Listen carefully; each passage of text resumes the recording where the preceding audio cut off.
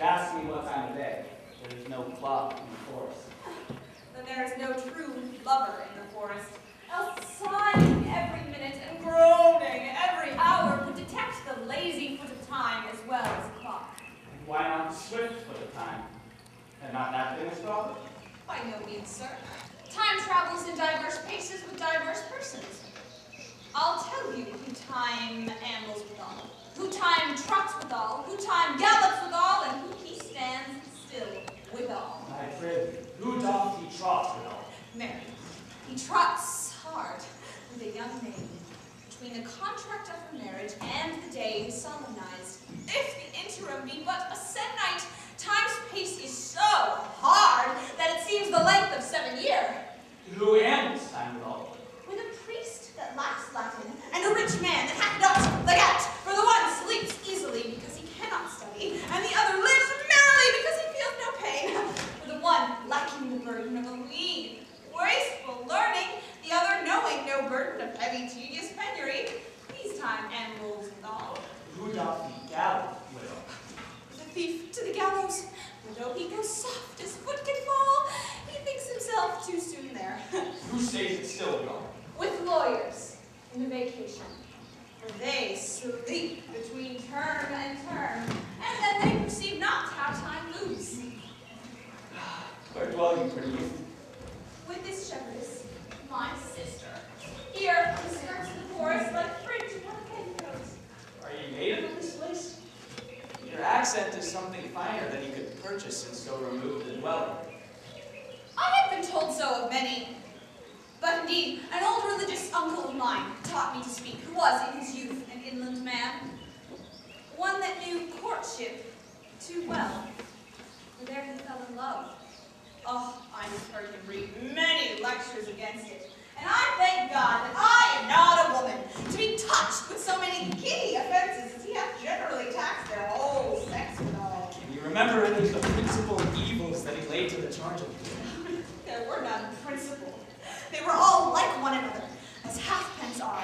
Every one fault seeming monstrous till his fellow fault came to met it. I prithee, recount some of them. No, I will not cast away my physic, but on those that are sick. There is a man, haunts the forest, and abuses our young plants with carving rosin on their barks, hangs odes upon hawthorns and elegies upon brambles, all in pursuit deifying the name of Rosalind. I can meet that fancy monger. I would give him some good counsel, for he seems to have a good median of love upon him.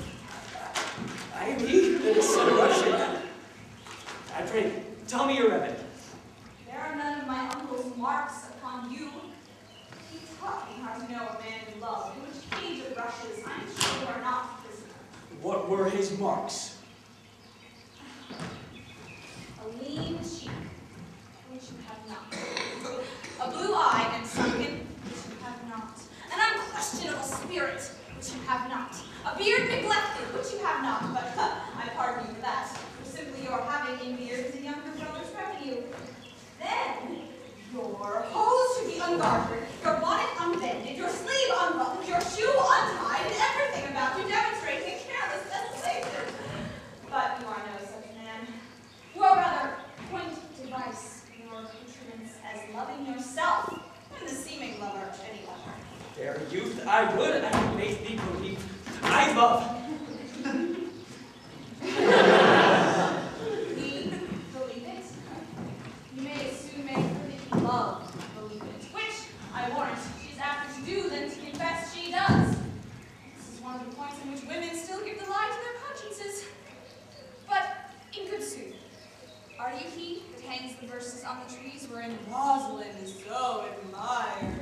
I swear to thee, youth, by the white hand of Rosalind, I am that he, that unfortunate he. But are you so much in love as your rhymes speak? Neither rhyme nor reason can express how much. Love is merely a madness. And I'll tell you, deserves as well a dark house and a whip as madmen do.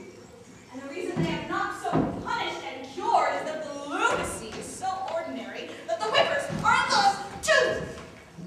You like this,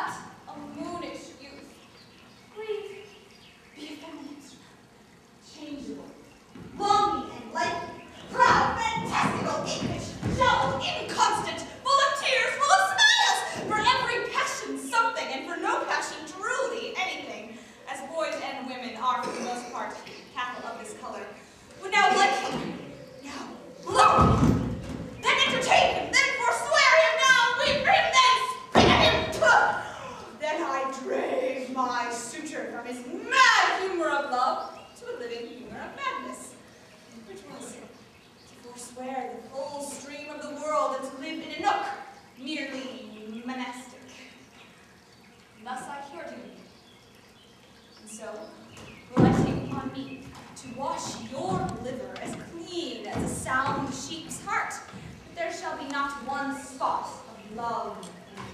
I would not be cured, youth. I would cure you. You would but call me Rosalind and come every day to my coat to read. Now, by the faith of my love, I will. Tell me where it is. Go with me to it, and I will show it you. And by the way, you shall tell me where in the forest you live. Will you go? With all my heart, good youth. Nay, you must call me Rosalind. Come, sister, will you go?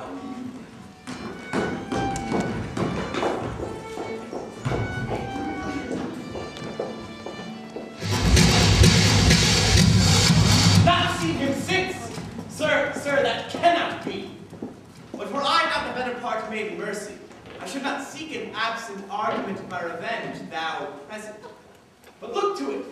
Find out thy brother wheresoe'er he is. Seek him with candor. Bring him dead or living within this 12-month, or turn thou no more to make a living within our territory. Thy lands and all things that thou dost call thy worth seizure do we seize into our hands, till thou canst quit thee by thy brother's mouth of what we think against thee. That your highness knew my heart in this. I never loved my brother in my life. More villain thou. Well, push him out of doors, and let my officers of such a nature make an extent upon his house and land. Do this expediently, and turn him going. The first part goes with a hey and a ho and a hey nani no. It follows the first line of the song. So with a hey and a ho and a hey nani no. That's right. And the last part is, or the next part he's going to sing is, follows the line when birds do sing, and the line is hey birds do sing. Hey ding a ding a ding. I will cue you into both parts. So let's just see the first.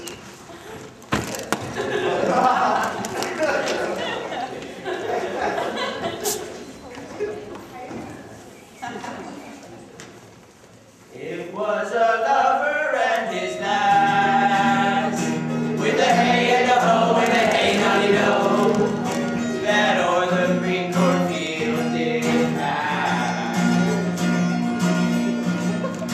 And in the springtime, the only pretty ring time, when birds do sing, hey ding a ding a ding. Sweet lovers love the spring. Thank you. That was fun, right?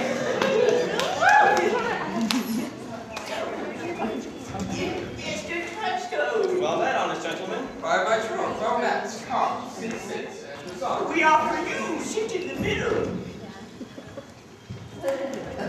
Shall we clap into it roundly, without hawking or spitting or saying we are hoarse, which are the only prological loud voice? And both in a tune, like two gypsies on a horse.